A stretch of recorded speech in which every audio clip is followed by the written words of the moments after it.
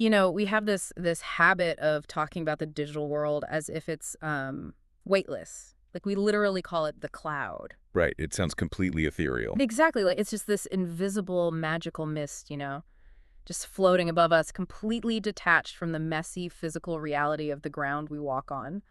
I mean, it is a brilliant bit of marketing, honestly, Oh, for sure. because that terminology kind of makes you forget that every time you uh, query a digital assistant or generate an image, you're relying on these massive, roaring warehouses. Yeah, warehouses full of servers burning through enough electricity to power small nations. Exactly. They're heavy, Yeah. made of steel, copper, and billions of gallons of water. And that collision, the crash between our seemingly limitless digital ambitions and the very hard, very physical limits of the real world, that is exactly what we are mapping out today. It's the story of the year, really. It is. And for anyone trying to stay well-informed without drowning in information overload, today's mix of sources is an absolute goldmine. We are looking at a stack of headlines from the Daily Tech Reader for today, Monday, June 22, 2026. Yeah, and to understand today's news, you really have to look past the individual headlines. Right. You have to spot the patterns connecting, like the Middle East, Wall Street, and these massive data centers. Okay, let's unpack this.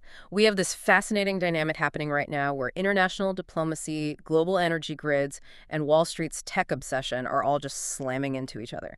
We have to start with the physical inputs, which means looking at global energy. Yeah, because to understand the trajectory of AI right now, Yeah. you cannot just look at software updates. Yeah. You have to look at the physical supply chains and the energy markets that actually allow the hardware to run. And right now, there is a direct line connecting diplomatic tables in the Middle East, trading floors in New York, and all those data centers being constructed. Let's follow that line to the Middle East then, because the headlines are reporting some major developments on the international stage. They really are. According to the reports, U.S.-Iran negotiations are showing significant progress toward a final permanent agreement. Yes. They've actually laid out a new 60-day roadmap. But what really caught my eye in the briefing is the mediation structure. Qatar and Pakistan have emerged as the key mediators keeping these talks on track. Right. Why those two specific countries? Like, what's their role here? Well, having Qatar and Pakistan at the center, it changes the diplomatic geometry entirely. Oh, so? When two nations with decades of friction try to negotiate, I mean, direct communication is often stalled by just a sheer lack of trust. Yeah, they can't even get in the same room without baggage. Exactly. Okay. So Qatar and Pakistan, they provide channels that carry different historical weight. They have distinct economic and regional ties with both sides. Well, okay. Allows them to act as like geopolitical shock absorbers, translating demands into terms both sides can actually stomach. And it seems to be working because the reports indicate some very tangible concessions. For instance, Iran is agreeing to let UN nuclear inspectors return. Which is huge. It feels like a massive step for international transparency. At the same time, though, Hezbollah security issues, along with broader Lebanon security arrangements, those are still actively under discussion. Right. It's not a done deal yet. No, it's a complex puzzle, but the momentum definitely points toward de-escalation. And the broader context matters immensely here. This doesn't just happen in a vacuum. What's fascinating here is that this builds directly on a tentative agreement reached back on May 34. Oh, regarding the Strait of Hormuz, right. Exactly. And because of that prior framework, the immense concerns over shipping activity in that critical choke point, they're really easing up. Which is a huge relief for global trade. Definitely. The White House is actively prioritizing this diplomatic route over renewed escalation, even as, Congress is heavily debating post-war oversight and authorities. So if I'm listening to this on my commute, how does a diplomatic roadmap in the Middle East practically change the economy for you, the listener, today? Like, I look at this easing of tensions in the Strait of Hormuz like a pressure valve releasing on the global economy. That's a great way to put it. But what is the actual mechanism making that happen? Well, markets don't just react to what's happening today. They essentially price in the probability of future disasters. Okay. The Strait of Hormuz is foundational to global energy supplies.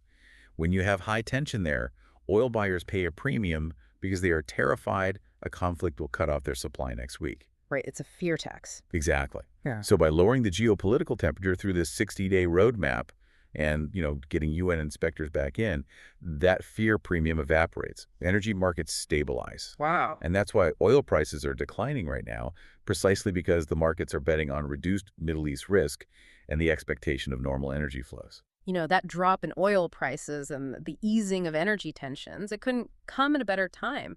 Because while the diplomats are cooling things down, the tech world is heating things up. Oh, big time. Our sources note that we are about to demand an unprecedented amount of power for AI. Yeah, the hyperscalers, those massive cloud providers continuing these massive data center buildouts, they are driving electricity demand forecasts significantly higher. Wait, we're building so many AI servers that we literally have to rethink global power grids and resurrect nuclear policy. I love that you phrase it that way because, yes, Yeah. yes, we are. That's wild because looking at the national news today, we have severe weather alerts affecting millions across multiple states.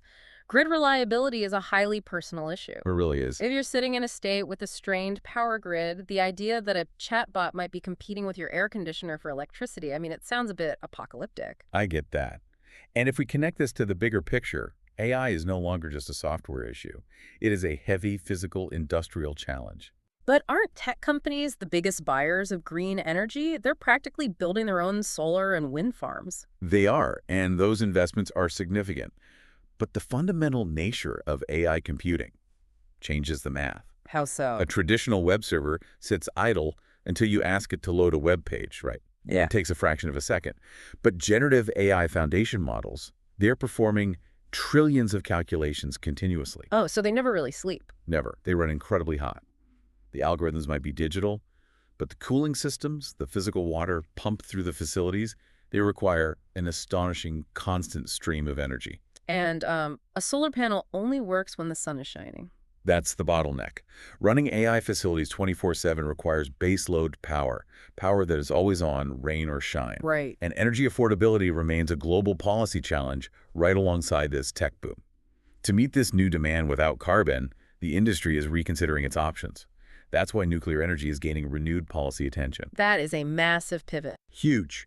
Utilities are having to prepare for growing requirements, accelerating transmission infrastructure investments, just to plug these places in. But rethinking the global energy grid, bringing nuclear facilities online, upgrading transmission lines, none of that is cheap. Not at all. It's astronomically expensive. And reading through the financial summaries today, that realization seems to be causing a major vibe shift on Wall Street. It definitely is. Investors are getting a reality check. Looking at the market today, the S&P 500 closed lower. The NASDAQ is pressured by weakness in major tech stocks. Alphabet is actually leading the mega cap declines. Yeah, the landscape is shifting. Here's where it gets really interesting. It's like the honeymoon phase is over. Companies bought the ultra-expensive gym equipment, and now investors want to see the actual muscles. They want the ROI. That is the perfect analogy. Investors are pivoting. They are increasingly scrutinizing the cost and profitability of these AI infrastructure buildouts rather than just buying into the hype. So they're asking, what are we actually getting for all these billions? Yeah. Exactly. Enterprise AI spending remains the defining story of 2026. But the focus has shifted from pilot programs to production. Businesses are demanding measurable ROI from AI deployments. And the forces mentioned that enterprise customers are also pushing for clearer usage-based AI pricing models, right? Yes. They don't want to just write a blank check for access anymore. Yeah. Foundation models are now forced to compete on cost efficiency. Which brings us to Micron. The sources say Micron's earnings are being watched as a critical AI sector indicator. Why them? Usually we hear about the GPU makers. GPUs get the glory, but memory chips are the hidden bottleneck. Oh, really? Yeah, a fast processor is useless if it can't hold the vast amounts of data in its short-term memory. Micron manufactures that critical high-bandwidth memory. If their earnings soften, it tells Wall Street that the tech giants might be slowing down their server orders. Like a canary in the coal mine. Exactly. And meanwhile, non-AI traditional sectors are seeing some really distinct movement. The Dow Jones actually gained on healthcare strength today. Yeah, that sector rotation is real. AbbVie and Apogee Therapeutics are seeing major acquisition and takeover news. And space is also incredibly hot. SpaceX debt offerings are attracting intense investor interest. It shows that capital is looking for tangible, proven demand. Healthcare is a safe harbor when tech gets jittery. And space? Well, that's blending traditional industrial engineering with new tech. But speaking of new tech, as we integrate AI into literally everything, We are opening some terrifying new doors. We really are. We're building these incredibly powerful, power-hungry systems to make our workflows more efficient, but at the same time, we're exposing ourselves to massive new vulnerabilities. It's a huge trade-off. Are we building a glass house and handing out stones? Because cybersecurity has officially become a dominant boardroom priority.